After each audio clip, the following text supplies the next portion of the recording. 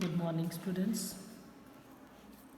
सो बेटा ਆਪਾਂ last video ਦੇ ਵਿੱਚ determinants of propensity to consume ਕੀਤੇ ਸੀ ਵੇਅਰ ਇਨ ਸਬਜੈਕਟਿਵ ਫੈਕਟਰਸ ਜਿਹਦੇ ਚ ਇੰਡੀਵਿਜੂਅਲ ਫੈਕਟਰਸ ਤੇ ਬਿਜ਼ਨਸ ਫੈਕਟਰਸ ਵੀ ਹੈਵ ਡਨ। ਹੁਣ ਆਬਜੈਕਟਿਵ ਫੈਕਟਰ ਨੇ। ਆਬਜੈਕਟਿਵ ਫੈਕਟਰ ਦਾ ਮਤਲਬ ਕੀ ਹੁੰਦਾ ਹੈ ਕਿ ਜਿਹੜੀ ਪ੍ਰੋਪੈਂਸਿਟੀ ਟੂ ਕੰਜ਼ਿਊਮ ਹੈ ਉਹਦੇ ਵਿੱਚ ਇਹੋ ਜਿਹੀ ਚੇਂਜ ਆਉਂਦੀ ਹੈ ਕਿ ਕੰਜ਼ੰਪਸ਼ਨ ਕਰਵ ਜਾਂ ਤਾਂ ਅਪਵਰਡ ਚਲੀ ਜਾਂਦੀ ਹੈ ਜਾਂ ਡਾਊਨਵਰਡ ਹੋ ਜਾਂਦੀ ਹੈ। मतलब कंजम्पशन कर्व ਦੇ ਵਿੱਚ ਬਦਲਾਅ ਆਉਂਦਾ ਹੈ। ਕਿੱਦਾਂ ਆਉਂਦਾ ਹੈ ਕਿ ਕਿਉਂ ਆਉਂਦਾ ਹੈ? ਜਦੋਂ ਸਾਡੀ ਮਨੀ ਇਨਕਮ ਬਦਲਦੀ ਹੈ, ਜਦੋਂ ਇਨਕਮ ਬਦਲਦੀ ਹੈ ਇਨਕਰੀਜ਼ ਹੁੰਦੀ ਹੈ ਕੰਜ਼ੰਪਸ਼ਨ ਇਨਕਰੀਜ਼ ਹੁੰਦੀ ਹੈ, ਜਦੋਂ ਇਨਕਮ ਡਿਕਰੀਜ਼ ਹੁੰਦੀ ਹੈ ਕੰਜ਼ੰਪਸ਼ਨ ਡਿਕਰੀਜ਼ ਹੁੰਦੀ ਹੈ। ਪਰ ਕੰਜ਼ੰਪਸ਼ਨ ਉਨੀ ਇਨਕਰੀਜ਼ ਨਹੀਂ ਹੁੰਦੀ ਜਿੰਨੀ ਇਨਕਮ 'ਚ ਇਨਕਰੀਜ਼ ਆਉਂਦੀ ਹੈ। ਕਿਉਂ? ਕਿਉਂਕਿ ਬੇਸਿਕ ਨੀਡਸ ਤੋਂ ਬਾਅਦ ਲੋਕ ਜਿਹੜਾ ਸੇਵ ਜ਼ਿਆਦਾ ਕਰਦੇ ਨੇ। ਸੈਕਿੰਡ ਹੈ change in real income. Real income ਕੀ ਹੁੰਦੀ ਹੈ ਬੇਟਾ? ਮਨੀ ਇਨਕਮ ਦੇ ਨਾਲ ਮੈਂ ਕਿੰਨੀਆਂ ਚੀਜ਼ਾਂ ਬਾਏ ਕਰ ਸਕਦੀ ਹਾਂ। ਰੀਅਲ ਇਨਕਮ ਦਾ ਮਤਲਬ ਹੁੰਦਾ, ਬਹੁਤ ਧਿਆਨ ਨਾਲ ਸੁਣਨਾ ਹੈ, income in terms of goods and services. 1 ਰੁਪਏ ਦੇ ਨਾਲ ਮੈਂ ਕਿੰਨੀਆਂ ਚੀਜ਼ਾਂ ਖਰੀਦ ਰਹੀ ਹਾਂ। ਠੀਕ ਹੈ। It means real income price 'ਤੇ ਡਿਪੈਂਡ ਕਰਦੀ ਹੈ। ਦੇਖੋ ਐਗਜ਼ੈਂਪਲੀਫਾਈ ਕਰਕੇ ਮੈਂ ਤੁਹਾਨੂੰ ਦਿਖਾਉਂਦੀ ਹਾਂ।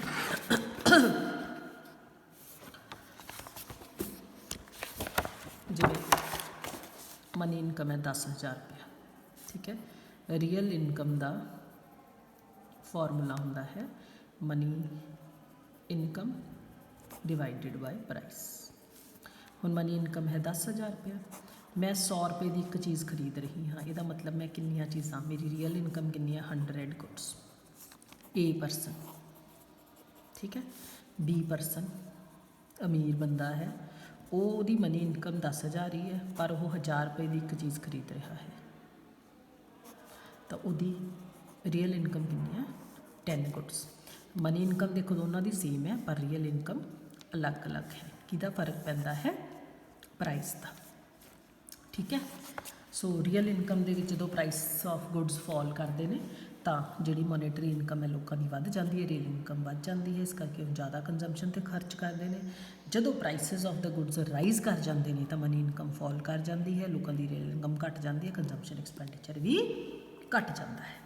ਤੀਸਰਾ ਹੈ ਡਿਸਟਰੀਬਿਊਸ਼ਨ ਆਫ ਇਨਕਮ। ਜੇ ਤਾਂ ਡਿਸਟਰੀਬਿਊਸ਼ਨ ਆਫ ਇਨਕਮ ਇਕੁਅਲ ਹੈ, ਮਤਲਬ ਰਿਚ ਕੋਲ ਵੀ ਉਨੀ ਹੈ, ਪੂਅਰ ਕੋਲ ਵੀ ਇਨਕਮ ਹੈ, ਤਾਂ ਪ੍ਰੋਪੈਂਸਿਟੀ ਟੂ ਕੰਜ਼ਿਊਮ ਜ਼ਿਆਦਾ ਹੋਊਗੀ। ਪਰ ਜੇ ਰੀਅਲ ਡਿਸਟਰੀਬਿਊਸ਼ਨ ਆਫ ਇਨਕਮ ਅਨਇਕੁਅਲ ਹੈ, ਮਤਲਬ ਰਿਚ ਕੋਲ ਜ਼ਿਆਦਾ ਪੈਸਾ ਹੈ, ਤਾਂ ਪ੍ਰੋਪੈਂਸਿਟੀ ਟੂ ਕੰਜ਼ਿਊਮ ਘੱਟ ਹੋਊਗੀ। ਕਿਉਂ? ਕਿਉਂਕਿ rich the propensity to consume ਘੱਟ ਹੁੰਦੀ ਹੈ ਫਰੋਮ ਪੂਅਰ। ਬੱਚਿਆਂ ਨੂੰ ਇਹ ਗੱਲ ਸਮਝ ਨਹੀਂ ਆਉਂਦੀ ਹੁੰਦੀ ਬੇਟਾ। ਆਪਾਂ ਕਹਿੰਦੇ ਹਾਂ ਕਿ ਰਿਚ ਜ਼ਿਆਦਾ ਖਰਚਾ ਕਰਦੇ ਨੇ ਪਰ ਪੂਅਰ ਘੱਟ ਕਰਦੇ ਨੇ। ਪ੍ਰੋਪੈਂਸਿਟੀ ਟੂ ਕੰਜ਼ਿਊਮ ਜਿਹੜਾ ਸ਼ਬਦ ਮੈਂ ਕਹਿ ਰਹੀ ਹਾਂ ਉਹਦਾ ਮਤਲਬ ਸਮਝਣਾ ਹੈ ਤੁਸੀਂ। ਇੱਥੇ ਜਨਰਲਾਈਜ਼ ਨਹੀਂ ਕਰਨਾ ਚੀਜ਼ ਨੂੰ। ਪ੍ਰੋਪੈਂਸਿਟੀ ਟੂ ਕੰਜ਼ਿਊਮ ਦਾ ਫਾਰਮੂਲਾ ਆਪਣੇ ਕੋਲ C/Y, ਮਤਲਬ ਇਨਕਮ ਵਿੱਚੋਂ ਕਿੰਨਾ ਭਾਗ ਮੈਂ ਕੰਜ਼ੰਪਸ਼ਨ 'ਤੇ ਖਰਚ ਕਰਦੀ ਹਾਂ। ਇੱਕ ਦਿਹਾੜੀਦਾਰ ਹੈ ਜਿਹਨੂੰ 100 ਰੁਪਇਆ ਦਿਨ ਦਾ ਮਿਲਦਾ ਹੈ, ਉਹ 100 ਰੁਪਏ ਦਾ 100 ਰੁਪਇਆ ਸ਼ਾਮ ਨੂੰ ਆਪਦਾ ਖਰਚ ਕਰ ਦਿੰਦਾ ਹੈ 95 ਰੁਪਏ। ਇਹਦਾ ਮਤਲਬ ਉਹ ਆਪਦੀ ਇਨਕਮ 'ਚੋਂ 95% ਖਰਚ ਕਰ ਦਿੰਦਾ ਹੈ। ਦੂਜੇ ਪਾਸੇ ਇੱਕ ਅਮੀਰ ਬੰਦਾ ਹੈ ਜਿਹਨੂੰ ਦਿਨ ਦਾ 2,000 ਰੁਪਇਆ ਮਿਲਦਾ ਹੈ, ਉਹ ਆਪਦਾ 2,000 'ਚੋਂ 1,000 ਰੁਪਇਆ ਖਰਚ ਕਰਦਾ ਹੈ। ਉਹਦੀ ਪ੍ਰੋਪੈਂਸਿਟੀ ਟੂ ਕੰਜ਼ਿਊਮ ਕਿੰਨੀ ਹੈ? 50। ਦੇਖੋ ਖਰਚ ਤਾਂ ਇਹ ਜ਼ਿਆਦਾ ਕਰ ਰਿਹਾ ਹੈ, 1000 ਕਰ ਰਿਹਾ, ਉਹ 95 ਰੁਪਏ ਖਰਚ ਕਰ ਰਿਹਾ ਹੈ ਐਬਸੋਲਿਊਟ ਟਰਮਸ ਦੇ ਵਿੱਚ। ਪਰ ਜਦੋਂ ਅਸੀਂ ਪਰਸੈਂਟੇਜ ਕੱਢਣੀ ਆ, ਉਹ 2,000 'ਚੋਂ 1000 ਖਰਚ ਕਰ ਰਿਹਾ, 100 'ਚੋਂ 95 ਖਰਚ ਕਰ ਰਿਹਾ। ਆਹ ਚੀਜ਼ ਦੇਖਣੀ ਆ ਅਸੀਂ ਪ੍ਰੋਪੈਂਸਿਟੀ ਟੂ ਕੰਜ਼ਿਊਮ। ਦੇਖੋ ਮੇਰੇ ਕੋਲ 100 ਰੁਪਇਆ ਹੈ, 100 ਦਾ 100 ਡਿੱਗ ਗਿਆ, ਮੈਨੂੰ ਤਾਂ ਦੁੱਖ ਜ਼ਿਆਦਾ ਹੋਊਗਾ ਨਾ। ਕਿਸੇ ਕੋਲ 10,000 ਰੁਪਇਆ ਹੈ, ਉਹ 'ਚੋਂ 100 ਡਿੱਗ ਗਿਆ ਹੈ, ਉਹਨੂੰ ਦੁੱਖ ਕਿੰਨਾ ਹੋਣਾ ਹੈ? ਥੋੜ੍ਹਾ ਹੋਣਾ ਹੈ। ਤਾਂ ਪ੍ਰੋਪੈਂਸਿਟੀ ਟੂ, ਆਹ ਲਾਈਨ ਦਾ ਮਤਲਬ ਸਮਝਣਾ ਹੈ ਕਿ ਰਿਚ ਹੈ ਉਹਨਾਂ ਦੀ ਪ੍ਰੋਪੈਂਸਿਟੀ ਟੂ ਕੰਜ਼ਿਊਮ ਪੂਅਰ ਤੋਂ ਘੱਟ ਹੁੰਦੀ ਹੈ। Then windfall gains and losses. Windfall gain ਹੁੰਦੇ ਇੱਕਦਮ ਪ੍ਰੋਫਿਟ। ਜੇ ਪ੍ਰੋਫਿਟ ਹੋਣਗੇ ਤਾਂ ਕੰਜ਼ੰਪਸ਼ਨ ਵਧੂਗੀ, ਲੋਸਿਸ 'ਤੇ ਘਟੂਗੀ। ਨੈਕਸਟ ਹੈ financial policy of the corporation. ਜੇ ਫਾਈਨੈਂਸ਼ੀਅਲ ਪਾਲਿਸੀ ਕਾਰਪੋਰੇਸ਼ਨ ਦੀ ਹੋਊਗੀ ਕਿ ਸਾਰਾ ਪ੍ਰੋਫਿਟ ਸ਼ੇਅਰ ਹੋਲਡਰਸ 'ਚ ਵੰਡਣਾ ਹੈ ਤਾਂ ਪ੍ਰੋਪੈਂਸਿਟੀ ਟੂ ਕੰਜ਼ਿਊਮ ਵਧੂਗੀ, ਅਦਰਵਾਈਜ਼ ਘਟੂਗੀ। Change in expectation. ਜੇ ਲੋਕਾਂ ਨੂੰ ਆਉਣ ਵਾਲਾ ਸਮਾਂ ਚੰਗਾ ਲੱਗਦਾ ਹੈ ਤਾਂ ਪ੍ਰੋਪੈਂਸਿਟੀ ਟੂ ਕੰਜ਼ਿਊਮ ਵਧੂਗੀ। ਜੇ ਲੋਕਾਂ ਨੂੰ ਲੱਗਦਾ ਹੈ ਆਉਣ ਵਾਲੇ ਸਮੇਂ ਸ਼ਾਰਟੇਜ ਹੋਊਗੀ ਤਾਂ ਉਹ ਸਟਾਕ ਬਾਇਲਿੰਗ ਕਰਨਗੇ ਗੁੱਡਸ ਦੀ। Fiscal policy. ਫਿਸਕਲ ਪਾਲਿਸੀ ਸਰਕਾਰ ਖਰਚਾ ਕਿਵੇਂ ਕਰਦੀ ਹੈ, ਸਰਕਾਰ ਦੀ ਰੈਵਨਿਊ ਅਤੇ ਐਕਸਪੈਂਡੀਚਰ ਦੀ ਪਾਲਿਸੀ ਕੀ ਹੈ। ਜੇ ਸਰਕਾਰ ਟੈਕਸ ਜ਼ਿਆਦਾ ਲਾਊਗੀ ਕੰਜ਼ੰਪਸ਼ਨ ਘਟੂਗੀ। ਜੇ ਸਰਕਾਰ ਤੁਹਾਨੂੰ ਸੋਸ਼ਲ ਸਿਕਿਉਰਿਟੀ ਸਕੀਮਸ ਪ੍ਰੋਵਾਈਡ ਕਰੂਗੀ ਕੰਜ਼ੰਪਸ਼ਨ ਵਧੂਗੀ। Then change in the rate of interest. Rate of interest च चेंज आने नाल असीं सीधा सीधा कुछ नहीं दस सकते कि घटूगा या वधूगा। ये हो सकता है कि जो रेट ऑफ इंटरस्ट च राइज आती है, कुछ लोग सेव करते हैं, कुछ लोग कंज्यूम घट करते हैं, दूजे लोग सेव घट करते हैं तो कंजम्पशन ज़्यादा करते हैं। तो यह डिपेंड करूगा जिन्हां दी फिक्सड इनकम है, ठीक है, जिन्हां फिक्सड इनकम चाहिए है बाय वे ऑफ इंटरस्ट वो सेविंग करनगे, कंजम्पशन घट करनगे, ठीक है। जिन्हां जी फिक्सड इनकम नहीं चाहिए वो की करनगे, जी कंजम्पशन ज़्यादा करनगे, सेविंग घट करनगे। दैन वेजिस क्लासिकल इकोनॉमी उस दिन समझाया सी तुहानूं। क्लासिकल इकोनॉमिस्ट कहते सी कि जे बेरोज़गारी नूं घटाउणा है तो किवें कर सकते हो, वेजिस घट कर दो। 100 रुपये दिहाड़ी दिंदे सी, उन्हें 50 रुपये देना शुरू कर दो। पर जदों असीं वेजिस घटाने हाँ तो प्रोपेंसिटी टू कंज्यूम वधदी नहीं, रादर घटदी है। क्यों? हुण 100 की जगह तो असीं उन्हें 50 देना शुरू करांगे तो वो प्रोपेंसिटी टू कंज्यूम पहला तो घटूगी, ठीक है। दूजी गल जिहड़े लेबरर ते पुअर इनकम ने उन्हां दी इनकम घटूगी, ठीक है। पैसा रिच कोल जाना शुरू हो जूगा, अनइक्वल डिस्ट्रीब्यूशन हो जूगी, तो उही प्रॉब्लम आऊगी जो आपां कंजम्पशन के पिछे दस के हटे हैं। नैक्सट आंदा लिक्विडिटी, लिक्विड एसैट्स, ठीक है। न्यू क्लासिकल इकोनॉमिस्ट कहते हैं कि जदों प्राइसिस फॉल करते हैं, रियल बैलेंसिस ऑफ दोज मतलब एसैट्स उन्हां दियां जिन्हां कोल लार्ज अमाउंट ऑफ लिक्विड एसैट्स होंदियां ने वो वधनियां शुरू हो जांदियां ने, मीनस वो ज़्यादा तो ज़्यादा पैसा खर्च करनगे, प्रोपेंसिटी टू कंज्यूम वधूगी। इनू असीं रियल बैलेंस इफैक्ट कहते हैं। पर कीन्स ने इनू बाद च जाके क्रिटिसाइज़ किया, सो अपन पढ़न की लोड़ नहीं हैगी, इत्थे तक असीं करना है, ठीक है। Next social security and life insurance. लोग अपनी लाइफ्स नूं सिक्योर करने वास्ते अपनी इनकम कुछ प्रोविडेंट फंड च रखते हैं, लाइफ इंश्योरेंस च दिंदे, इस करके उन्हें प्रोपेंसिटी टू कंज्यूम फॉल कर जाती है।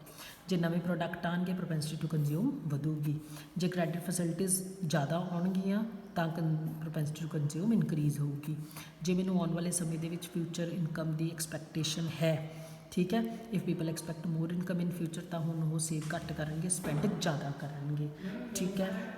फिर नैक्सट है अवेलेबिलिटी ऑफ गुड्स। जे सप्लाई ऑफ सर्टन कमोडिटीज़ की असी रैशन कर देंगे, घटा देंगे, then people can not consume more than the fixed quantity, ठीक है। तो पॉसिबिलिटी होगी कि मोर एक्सपेंडिचर है कंजम्पशन के उत्ते होगा तो प्रोपेंसिटी टू कंज्यूम घटूगी। जे नवे प्रोडक्ट्स अवेलेबल होंगे तो प्रोपेंसिटी टू कंज्यूम वधूगी, मतलब जो नवा प्रोडक्ट आऊगा तो असीं ज़्यादा कंज्यूम करना है, पुराने वालों सानूं लैण की कोई इनकरेजमेंट नहीं होती।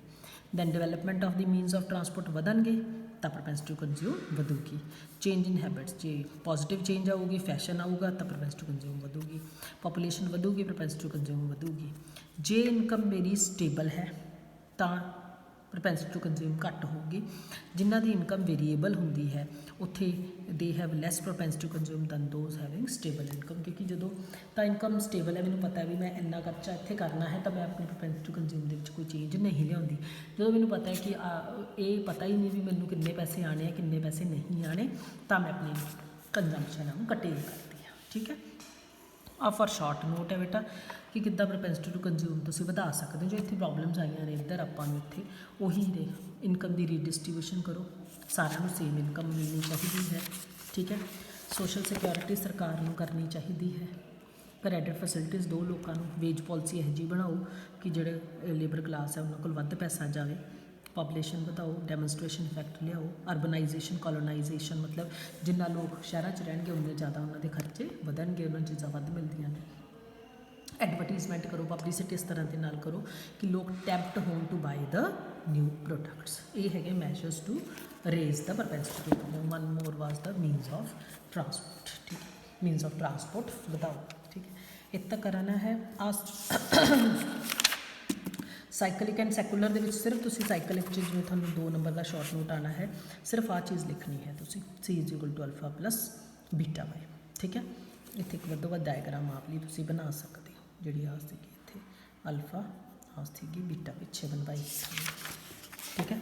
सैकुलर कंजम्पशन फंक्शन च तुसी आ वाला फॉर्मूला ते आ वाली डायग्राम जो पिछे बनवाई सी, ठीक है। क्रिटिसिज्म डू योरसेल्फ, खुद पढ़ोगे तुसी क्रिटिसिज्म इहदा, ठीक है। प्रोपेंसिटी टू कंज्यूम का तो थोड़ा मैं थोड़ा करवा दिंदी हाँ कि जो प्रोपेंसिटी शब्द है हैजलिट ने उन्होंने ऑब्जैक्ट किया है। प्रोपेंसिटी का मतलब होंगे टेंडेंसी, सिर्फ कि ਜਿਹੜਾ ਬਹਾਵ ਹੈ ਉਹ ਕਿੱਧਰ ਨੂੰ ਜਾ ਰਿਹਾ ਹੈ, ਇਹ ਨਹੀਂ ਦੱਸਦਾ ਕਿ ਕਿੰਨੀ ਇਨਕਮ 'ਚੋਂ ਕਿੰਨਾ ਐਕਸਪੈਂਡੀਚਰ ਹੁੰਦਾ ਹੈ। ਦੈਨ ਸਿੰਪਲ ਟੂਰਿਜ਼ਮ ਦੱਸਿਆ ਹੈ ਕਿ ਪੂਅਰ ਪੀਪਲ ਦੀ ਜਿਹੜੀ ਪ੍ਰੋਪੈਂਸਿਟੀ ਟੂ ਕੰਜ਼ਿਊਮ ਰਿਚ ਨਾਲੋਂ ਵੱਧ ਹੁੰਦਾ ਹੈ, ਕੁਛ ਵੀ ਨਵਾਂ ਨਹੀਂ ਦੱਸਿਆ। ਹਰ ਇੱਕ ਨੂੰ ਪਤਾ ਹੈ ਕਿ ਲੋ ਇਨਕਮ ਪੂਅਰ ਕਲਾਸ ਹੈ ਉਹ ਸਾਰੀ ਦੀ ਸਾਰੀ ਤਕਰੀਬਨ ਇਨਕਮ ਕੰਜ਼ੰਪਸ਼ਨ ਦੇ ਖਰਚ ਕਰਦੇ ਨੇ, ਪਰ ਜਿਹੜੇ ਹਾਈ ਇਨਕਮ ਨੇ ਉਹ ਘੱਟ ਕਰਦੇ ਨੇ। ਅਨਰੀਅਲਿਸਟਿਕ ਹੈ। ਇਸ ਥਿਓਰੀ ਨੂੰ ਜਦੋਂ ਸਕਰੂਟਨੀ ਕੀਤੀ ਗਈ ਤਾਂ ਇਹ ਸਹੀ ਨਹੀਂ ਨਿਕਲੀ। ਉਹਨੇ ਐਗਜ਼ਾਮਪਲ ਦਿੱਤੀ ਹੈ ਅਮਰੀਕਾ ਦੀ, ਕਹਿੰਦਾ with the help of the consumption income and saving of America 44-55 10 ਸਾਲਾਂ ਦਾ ਡਾਟਾ ਲਿਆ ਕਿ ਇਨਕਮ 'ਚ ਇਨਕਰੀਜ਼ ਆਉਣ ਦੇ ਨਾਲ ਵੀ there was decrease in saving ਦੇ ਵਿੱਚ ਡਿਕਰੀਜ਼ ਆਈ ਸੀ। ਨਾਟ ਸੈਕੂਲਰ ਇਹ ਲਾਅ ਹੈ, it is only a short period law. Long period ਦੇ ਵਿੱਚ ਲੋਕਾਂ ਦੀ ਸਾਈਕੋਲੋਜੀ ਇੰਸਟੀਟਿਊਸ਼ਨ ਫੈਕਟਰਸ ਬਦਲਦੇ ਨੇ ਤਾਂ ਇਹ ਲਾਅ ਨਹੀਂ ਖੜਾ ਰਹਿੰਦਾ। ਫਰੋਡ ਹੈ ਕਿਉਂਕਿ ਜਦੋਂ ਅਸੀਂ ਇਹਨੂੰ ਮੈਥਮੈਟੀਕਲ ਇਕੁਏਸ਼ਨ ਦੇ ਵਿੱਚ ਲੈ ਕੇ ਜਾਂਦੇ ਹਾਂ ਤਾਂ ਉਹਦੇ ਤੋਂ ਸਹੀ ਰਿਜ਼ਲਟ ਨਹੀਂ ਨਿਕਲਦੇ। ਇੱਕ ਵੇਗ ਕਨਸੈਪਟ ਹੈ, ਵੇਗ ਹੁੰਦਾ ਹੈ ਅਨਕਲੀਅਰ ਕਨਸੈਪਟ ਹੈ। ਸੋ ਇਨ ਸ਼ਾਰਟ ਜੇ ਅਸੀਂ ਕ੍ਰਿਟਿਸਿਜ਼ਮ ਹੈਜ਼ਲੈਟ ਦਾ ਨਾਂ ਲਈਏ ਤਾਂ ਜਿਹੜਾ ਕੰਜ਼ੰਪਸ਼ਨ ਫੰਕਸ਼ਨ ਹੈ ਬਹੁਤ ਅੱਛਾ ਲਾਅ ਹੈ ਕੀਨਜ਼ੀਅਨ ਇਕਨੋਮਿਕਸ ਦਾ। ਇਹਦੇ ਨਾਲ ਕੀਨਜ਼ ਨੇ ਇਹ ਰਿਐਲਿਟੀ ਸ਼ੋ ਕੀਤੀ ਹੈ ਕਿ ਕੰਜ਼ੰਪਸ਼ਨ ਐਕਸਪੈਂਡੀਚਰ ਉਹਨਾਂ ਇਨਕਰੀਜ਼ ਨਹੀਂ ਹੁੰਦਾ ਜਿੰਨੀ ਸਾਡੀ ਇਨਕਮ ਇਨਕਰੀਜ਼ ਹੁੰਦੀ ਹੈ। ਹੈਂਸ ਇਫੈਕਟਿਵ ਡਿਮਾਂਡ ਫਾਲ ਕਰਦੀ ਹੈ। ਡੈਫੀਸ਼ੀਐਂਸੀ ਆਫ ਇਫੈਕਟਿਵ ਡਿਮਾਂਡ ਇੱਕ ਮੇਨ ਕਾਰਨ ਹੈ ਕਿਸੇ ਕੰਟਰੀ ਦੇ ਵਿੱਚ ਜਦੋਂ ਡਿਮਾਂਡ ਘੱਟ ਜਾਂਦੀ ਹੈ ਤਾਂ ਬੇਰੁਜ਼ਗਾਰੀ ਆਉਂਦਾ। ਸੋ ਰੁਜ਼ਗਾਰ ਲਿਆਉਣ ਵਾਸਤੇ ਸਾਨੂੰ ਕੀ ਕਰਨਾ ਪਊ, ਪ੍ਰੋਪੈਂਸਿਟੀ ਟੂ ਕੰਜ਼ਿਊਮ ਨੂੰ ਵਧਾਉਣਾ ਪਊਗਾ। ਮਤਲਬ ਲੋਕਾਂ ਦੀ ਕੰਜ਼ੰਪਸ਼ਨ ਨੂੰ ਵਧਾਉਂਗੇ ਤਾਂ ਅਨਇੰਪਲੋਇਮੈਂਟ ਫਾਲ ਕਰੂਗੀ। ਠੀਕ ਹੈ ਬੇਟਾ। ਸੋ ਚੰਗੀ ਤਰ੍ਹਾਂ ਦੇ ਨਾਲ ਚੈਪਟਰ ਨੂੰ ਕਰਨਾ ਹੈ, ਇੰਪੋਰਟੈਂਟ ਚੈਪਟਰ ਹੈ। ਠੀਕ ਹੈ, next we will do the next chapter. So videos ਨੂੰ ਚੰਗੀ ਤਰ੍ਹਾਂ ਦੇ ਨਾਲ ਸੁਣਨਾ ਹੈ। ਪਿਛਲੇ ਵਾਲੇ ਕੁਐਸਚਨਸ ਨੇ ਜਿਹੜੇ ਤੁਹਾਨੂੰ ਸ਼ਾਰਟ ਕੁਐਸਚਨਸ ਨੇ ਉਹਨਾਂ ਨੂੰ ਵੀ ਚੰਗੀ ਤਰ੍ਹਾਂ ਪੜ੍ਹਨਾ ਹੈ, ਲੌਂਗ ਕੁਐਸਚਨਸ ਨੂੰ ਪੜ੍ਹਨਾ ਹੈ। ਠੀਕ ਹੈ, so till then goodbye, have a nice time.